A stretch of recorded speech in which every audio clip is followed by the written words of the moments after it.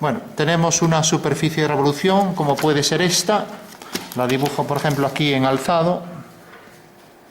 Vamos a colocar, ya que tenemos esto, nos aprovechamos del potencial de una plantilla. Marcamos aquí los ejes principales de una circunferencia y, según el dibujo técnico, la normalización me exige que ponga aquí una cruz. Vale. Y aquí también con línea discontinua, alternando segmento mayor y menor, este otro eje. Vale, pues ese sería el alzado de la figura.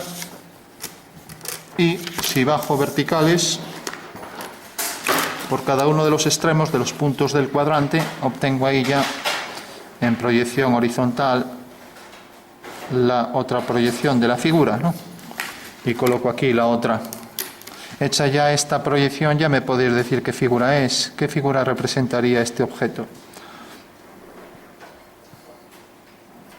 Es un cilindro. ¿Qué objeto es este? Es una esfera, ¿no? No sé si es por timidez o es que no sabe lo que es una esfera. Bueno, una canica, una bola. Por si alguien no sabe bien. Si cogemos la mitad de la esfera, pues sería un hemisferio o semiesfera. Bueno, una vez que tenemos esto es una superficie de revolución. Pues sí, ¿por qué? Porque una superficie de revolución es la que se engendra por un arco, una línea o cualquier objeto plano, como por ejemplo esto, que gira en torno a un eje. ¿Vale? Entonces, fijaros que ambos son coplanarios, o sea que tanto esta línea como este eje están en el mismo plano. Empiezo a girar el eje y ahí me genera una superficie, como veis, algo como esto, ¿no? Ya lo represento en 3D, quedaría algo como esto, ¿vale? Bueno, pues esa sería una superficie de revolución, parece una vasija invertida, ¿no? Vale. Bueno, pues fijaros en que en las superficies de revolución, como este punto siempre va a girar en torno al eje, pues aquí se generan circunferencias, ¿vale? ¿Lo entendéis, no? O sea que siempre toda sección horizontal, ortogonal al eje de revolución es una circunferencia que llamamos paralelo, ¿vale? Mientras que las curvas que pasan por aquí, que serán idénticas a la curva origen, ¿no? Le llamamos en las superficies de revolución, ya lo sabéis, por el eje, por la esfera terrestre, que alguien me lo diga, los meridianos, ¿vale? O sea que por un lado tenemos los paralelos, que serían estas circunferencias, y las secciones que pasan por el plano vertical, que pasan por el eje vertical, quiero decir, de cualquier plano que pasa por el eje vertical, define aquí los meridianos de esa superficie, que son todos idénticos a la curva que cogí en el contorno, ¿no? Por ejemplo, si cojo aquí la semicircunferencia y la giro en torno a un eje, pues me sale la esfera. ¿Qué pasaría si ahora la circunferencia la giro en torno a un eje que es externo a esa circunferencia? ¿Qué figura se forma al girar esto respecto al eje? Bueno, pues quedará algo como esto, ¿no? ¿Y cómo se llamaba esta figura? El toro, ¿no? ¿Qué pasaría si de repente, en vez de ser la recta externa, exterior decimos, pues es secante? ¿Qué figura sale? Pues un toro sin agujero, ¿no? Algo así como un donete, ¿no? Bueno, todo el mundo lo entiende esto, ¿no? En fin, según la figura que coja, pues saldrán cosas distintas, pero en todas tenemos esta peculiaridad, que por un lado, todas las secciones de planos que pasan por el eje nos generan aquí siempre los meridianos de esa superficie de corte, ¿vale? Mientras que todas estas secciones de planos ortogonales al eje de revolución provoca siempre circunferencias que son los paralelos de la superficie de revolución, ¿no? Vale. En el caso del toro, pues tenemos curvas muy representativas. Por ejemplo, si alguien se fijó, alguna vez cortó un toro de manera que lo hace por un plano tangente aquí en la circunferencia interior, que llamamos de garganta. Entonces ya sabemos, la circunferencia más interna se llama de garganta en una superficie de revolución, ¿vale? Bueno, pues aquí sale una curva muy conocida, la Legniscata de Bernoulli, ¿no? Que es la que se utiliza en las carreteras, por ejemplo, ¿Por qué? Porque es una curva de transición, como la clotoide, que hace una transición muy suave. Y así el coche no se nos va en las curvas, sin perjuicio del peralte y otras cuestiones, ¿no? Bueno, pues tenemos la legniscata, tenemos una hipopoda, si cortamos por aquí, tenemos aquí un óvalo de Cassini, en fin. El toro tiene muchas secciones que tienen muchas aplicaciones en física y mates, ¿no? Y en el diseño. Bueno, pero íbamos a la esfera, ¿no? Entonces yo puedo decir, bueno, tenemos en el hemisferio norte, por ejemplo, aquí un punto, ¿vale? Que lo voy a nombrar P2. Bueno, pues se trata de hacer un plano tangente a ese punto, ¿vale? Entonces vamos a ver un plano tangente a una superficie de revolución y lo vamos a entender muy fácil con un punto. Como ya hemos dicho que está en el hemisferio norte, además no hace falta que nos lo digan, porque en el alzado todo lo que está por encima de esta línea va a estar en el hemisferio norte de esa esfera, ¿no? Y lo que sí necesitamos saber si ese punto está de este lado o de este, ¿no? Vale. Entonces, me dicen que está en la parte anterior. Bueno, pues entonces hago el paralelo, tengo que dibujarlo aquí. ¿Cómo lo dibujo? Pues como sé que toda sección de un plano ortogonal al eje es en realidad una sección que provoca una circunferencia, pues sé que por aquí, si hago una horizontal, esa sección es una circunferencia. Porque además toda sección de una esfera es una circunferencia, ¿no? Pero ahora tenemos una circunferencia que es horizontal y cuyo diámetro viene desde este punto hasta este. Todo el mundo lo ve, ¿no? O sea que ese sería como si le cogemos ahí ese trozo a la esfera, como si fuera el sombrero de un obispo, ¿no? Y ahora lo proyectamos aquí. Fijaros que tiene este diámetro, lo proyectamos aquí, ¿no? O sea que lo único que habrá que bajar es una vertical por este punto y ya sabemos entonces que ese círculo menor que llamamos en la esfera, porque no es lo que llamamos una geodésica sería un círculo mayor. ¿Qué significa? Pues cualquier círculo de la esfera que es sección, sabiendo que el plano que corta la esfera pasa por el centro y entonces es el círculo mayor de la esfera, le llamamos geodésica, ¿no? En geometría no euclidiana, pues bueno, se habla mucho de geodésicas porque es la distancia más corta entre dos puntos, ¿vale? Eso sería la geodésica, ¿no? Bueno, pues decíamos, ya tenemos el paralelo, ¿no?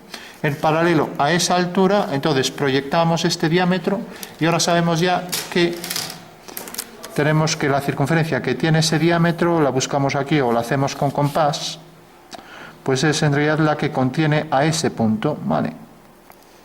Entonces ya la podemos dibujar. Será una circunferencia en planta concéntrica con la anterior. Vale, ahí la tenemos, ¿vale? Bueno, todo el mundo entiende que esa será la sección horizontal que define esa circunferencia, ¿no? Y por tanto ya podemos bajar con una vertical ese punto que caerá siempre sobre esa circunferencia, ¿vale? Aquí lo tenemos. Ya tenemos el punto P1, P2, ¿vale?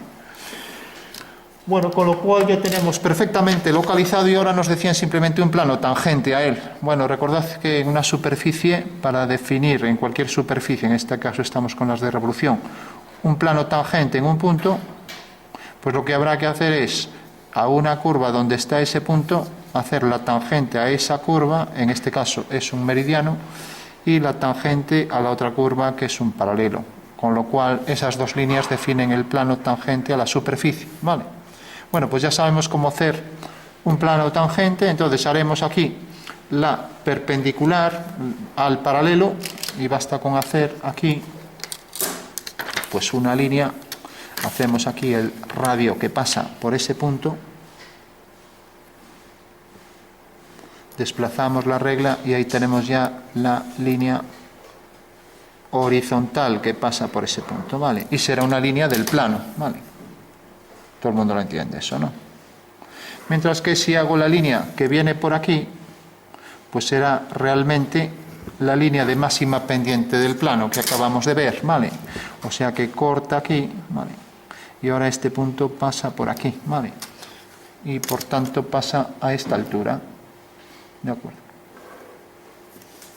O sea que hago aquí una línea en vertical y ya tengo ahí la posición por donde pasa el plano, ¿vale? Bueno, todo el mundo entiende que por ahí pasa el plano que contiene, en realidad al plano tangente. Sí, todo el mundo lo ve. Bueno, por último, podríamos hacer de muchas formas esta línea, no sabemos todavía qué inclinación tiene, sí sabemos que pasa por este punto, pero como no sabemos la inclinación, ¿a alguien se le ocurre cómo la podríamos obtener?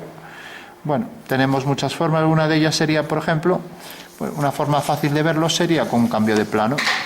Para eso lo explicamos ya. Entonces, si yo, por ejemplo, coloco aquí un plano paralelo a esta línea, ¿vale? Hago una paralela por ahí, proyecto la esfera ahí, o sea que tendré que hacer aquí una perpendicular y coloco ahí la esfera, ¿vale?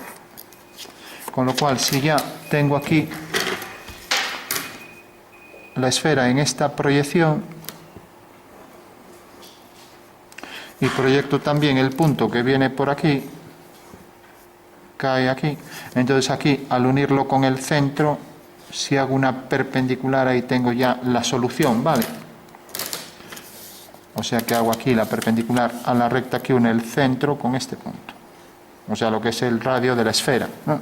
Entonces cojo ahí ese radio y desplazo y aquí tengo ya la perpendicular. Fijaros que siempre tenemos que una perpendicular, en este caso es tangente a la circunferencia, proyección, y aquí estas dos son perpendiculares. Bueno, entended esto así de fácil. Fijaros que ahora tengo aquí la esfera y ya tengo el plano, sé que su traza viene por aquí, por lo tanto ya la puedo trazar, bueno, paralela a esta línea, y donde corta aquí a la línea de tierra, uno con este punto, con lo cual ya sé cómo hacer un plano tangente a esa esfera. Ese plano efectivamente es tangente en el punto que me dijeron, ¿vale?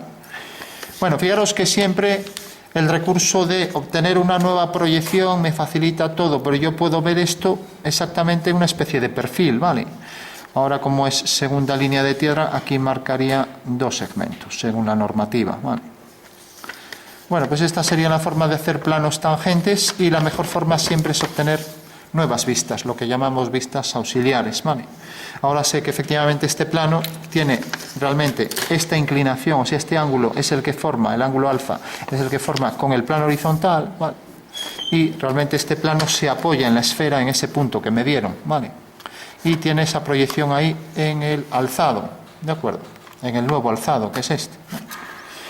Bueno, con lo cual ya tengo el plano tangente y tengo aquí, incluso ya, como la recta viene hasta aquí, aquí está una traza, aquí está la otra quedará aquí sobre esta recta y esta traza la subo aquí, con lo cual la línea en el alzado que es tangente ahí a la esfera, pues será esta.